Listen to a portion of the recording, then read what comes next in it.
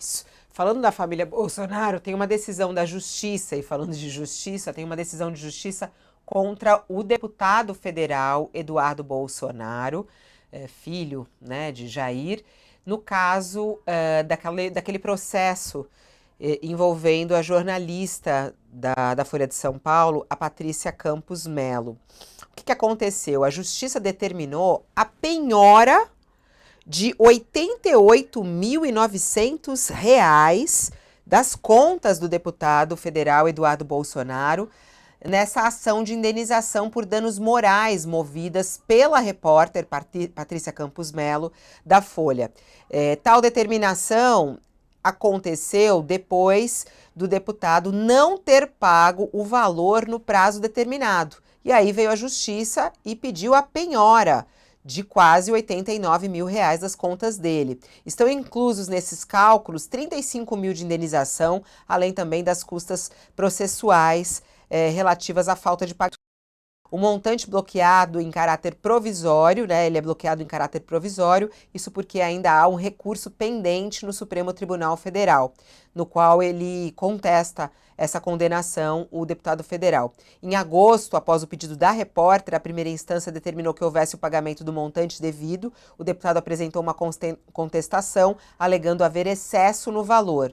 E aí, agora vem a decisão, determina a penhora do dinheiro em depósito ou aplicação financeira existente nas instituições vinculadas ao Banco do Brasil, mediante bloqueio de valores até o limite da dívida executada. Essa é a decisão atual da Justiça.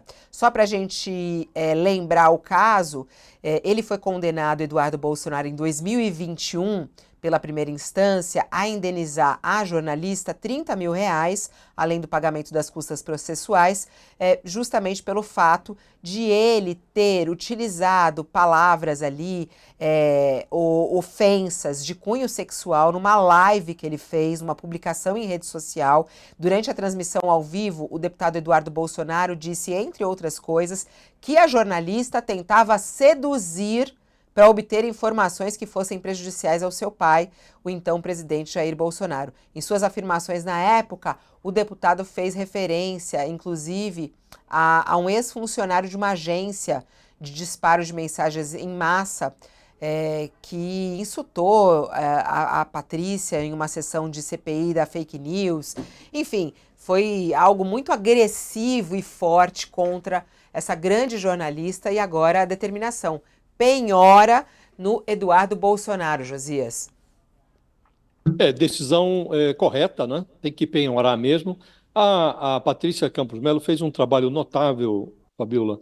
Ela revelou as tramóias eleitorais praticadas pelo Bolsonaro e pelos seus operadores, entre eles os filhos, no escurinho do WhatsApp, para manipular os eleitores na disputa presidencial de 2018. Um trabalho notável, que, aliás, depois foi esmiuçado num julgamento no Tribunal Superior Eleitoral. O tribunal reconheceu que as tramóias apontadas nas reportagens da Patrícia, de fato, foram efetivadas, mas entendeu que não se deveria caçar a chapa do Bolsonaro e do então vice-presidente, o Hamilton Mourão, porque não estava muito claro se essas tramóias contribuíram ou não para a vitória, se foram ou não decisivas para a vitória do Bolsonaro em 2018.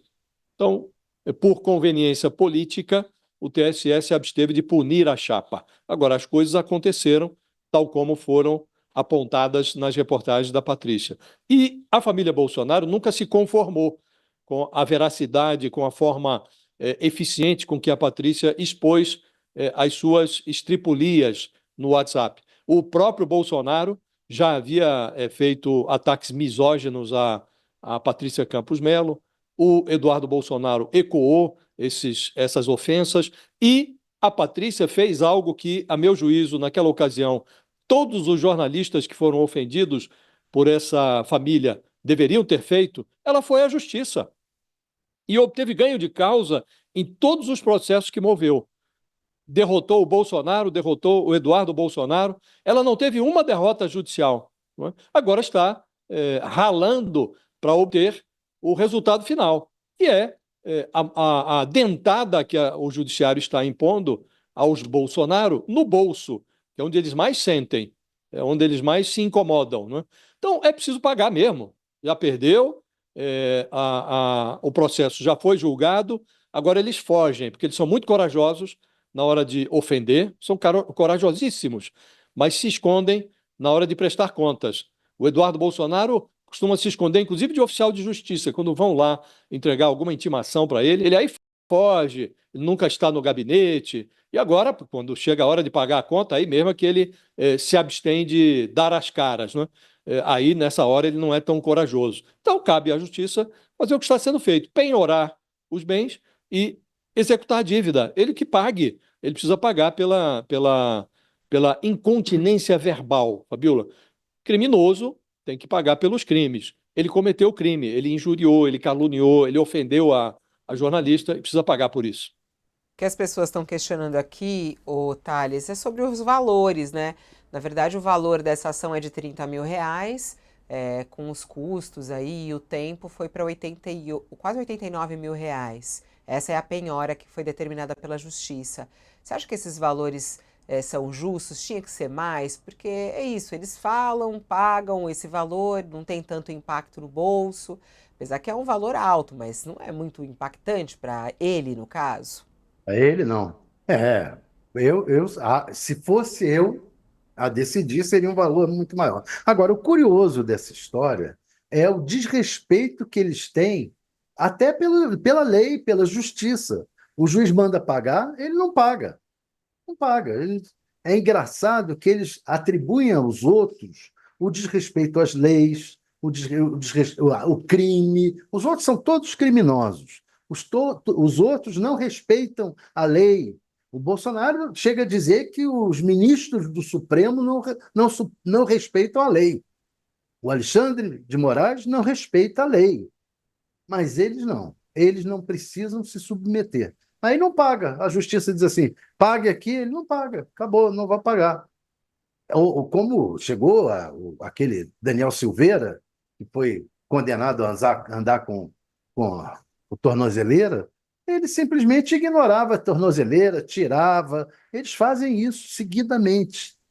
É isso que é estranho. É uma coisa ideológica de que a justiça deve ser usada para os outros. Para nós, a justiça não tem valor. Ela está sempre errada. Sempre contra a lei. Se não for a lei dos homens, é a lei de Deus. Mas a justiça não tem valor quando se volta contra nós outros aqui. Esse desrespeito à imprensa, né? Isso também foi reforçado nessa campanha eleitoral também, né? O Isso. quanto é difícil. Ontem mesmo, o próprio Boulos foi para cima da Raquel Landim durante a conversa, né, Thales? Isso também acabou repercutindo bastante ali pelas redes. Ele veio para ele falando que a imprensa está querendo trazer esse discurso. Isso chamou atenção também, né? Porque aí é nesse ataque à imprensa que a esquerda e a direita se unem, né, Josias? Que impacto é Sem esse dúvida. que isso tem Eu na até fiquei em imprensa? dúvida de ontem para hoje se ninguém te convidou para participar do governo, Fabiola, porque o Boulos ficou chateado também com a pergunta que você reiterou, né? Mas por que que ele não tinha sido convidado para nenhum posto no Ele me governo? perguntou Ele se falou, eu já você fui já foi convidada. convidada? E Você o vai pior ser é que eu já ministra daqui fui. a E o pouco. pior é que eu já Hein? fui. Já fui Pois é, tá convidada e vendo? neguei. Eu não ia Tá falar ali vendo? ao vivo, mas aqui para os nossos Eu acho íntimos eu posso que falar. é, os políticos, Fabiola, eles precisam compreender que não há pergunta ruim ou desconfortável, só há respostas inadequadas, né? O jornalista tem o papel de perguntar, né? Se a pergunta, se o entrevistado considera a pergunta imprópria, inadequada, ele que responda com polidez e fala: olha, eu prefiro discutir tal assunto, mas o Boulos quis se esquivar das perguntas na marra. Ele quis, na prática, eu estava assistindo a Sabatina, a entrevista, não chegou a certa altura, eu tive a impressão de que ele queria determinar as perguntas. Olha, não quero falar sobre isso, quero falar sobre aquilo, quero falar sobre aquilo outro. Realmente não dá, né? Aliás, naquela entrevista houve a coreografia adotada pelo Guilherme Boulos, Fabíola, foi muito interessante, porque é preciso observar esses detalhes para notar o momento que cada candidato vive na campanha, né? Ele utilizou um timbre mais alto. Ele que vinha no primeiro turno falando de forma meio mansa, mesmo quando provocado nos debates, ali ele estava com um timbre mais afirmativo, que é bom para ele, mas estava até mais alto. Eu tive até que abaixar aqui no equipamento eletrônico o áudio, porque ele estava realmente, estava quase exaltado em cada resposta que dava, né? Isso mostra um pouco o momento que ele vive na campanha, a vontade de se mostrar para o eleitorado, inclusive para aqueles que não votaram nele, aqueles que fizeram opções pelo grotesco, como Pablo Marçal. Olha, eu também sou capaz de ser afirmativo, de ser duro, de ser crítico. Eu também sou capaz de contestar os jornalistas. Veja como eu estou me portando. Acho que aí fica até meio esquisito, Fabiola, porque não orna com a personalidade do candidato, né? Então, há certas coisas que é preciso evitar, até para não parecer oportunismo, né? O comportamento, ou uma ou outra palavra, um ou outro gesto, uma ou outra decisão de campanha. Como é que você analisa esse discurso aí do Boulos, hein, Thales? Você acha que ele acabou pegando pesado ali com a imprensa, desnecessário esse ataque? Eles às vezes não sabem como responder e ficam nessa situação e aí acabam indo para a imprensa. O Nunes, na nossa sabatina, foi mais de uma vez, em outras, aí ele fala assim, vocês fazerem essa pergunta, eu acho tão constrangedor para eles. Eles olham para nossa cara, principalmente para as mulheres. Quando eu perguntei para ele sobre a violência contra a mulher dele e tudo mais, ele falou assim: é muito ruim para a gente. Eu falei: e para nós mulheres é o quê então? Né? Que é essa situação agora para Patrícia. Que bom que ela foi à justiça, que bom que ela venceu. Porque acho o quê? Ai, a mulher tá seduzindo a fonte. Ah, vai tomar banho. Que raiva que me dá isso, Thales. Fico doida da Isso vida. foi, isso foi o grande erro do Boulos nessa entrevista, porque nesse momento ele estava precisando diminuir a rejeição dele. E ele age como? Com grosseria contra as repórteres e contra mulheres ainda. Então, para ele foi péssimo. Péssimo. Você fez uma pergunta que incomodou, ele respondeu de maneira ríspida. A menina da Folha também, ele foi agressivo com ela e foi agressivo com a nossa Raquel Landi. Quer dizer, errou de cabo a rabo, de cabo a rabo, porque ele precisava diminuir a, a rejeição. Imitar o comportamento do Marçal, imitar o comportamento do Bolsonaro de embate com a mídia, isso só aumentou a rejeição do Marçal. Marçal tinha enorme rejeição por causa disso, por esse tipo de comportamento. Bolsonaro também sofre com enorme rejeição por esse tipo de comportamento. Então, foi o maior erro do Boulos nessa entrevista foi isso. Mas o que vai de se fazer, né? Porque existe um aspecto aí quase ideológico de dizer, não, eu me colocando em oposição à mídia, eu consigo mais eleitores. Consegue mais eleitores na sua bolha, na bolha, não fora da bolha. E a essa altura, o que o Boulos precisa é sair da bolha. E a Raquel, aliás, a nossa solidariedade, a nossa queridíssima Raquel Landim, que eu dei o apelido de Ferinha, né? Que eu acho o máximo, que ela é ferinha mesmo, ela encara qualquer um. Ela não tem o menor medo. Aí, ali, na hora também, já ligando para ela ali outras fontes, o próprio ministro estava ligando para ela, e bravo, e nananá, e todo mundo ia lá, nananá, e ela continua. Ela falou: eu tenho a informação, e vai, e frente, parabéns, guerreira. Grande Raquel Landim, que chegou no nosso time há pouco tempo, tem feito um trabalho lindíssimo aqui no UOL, com apuração, com análise e com apresentação. Inclusive, ontem estava ela aqui na apresentação, né, Thales, trazendo tudo também para a nossa audiência. Bom,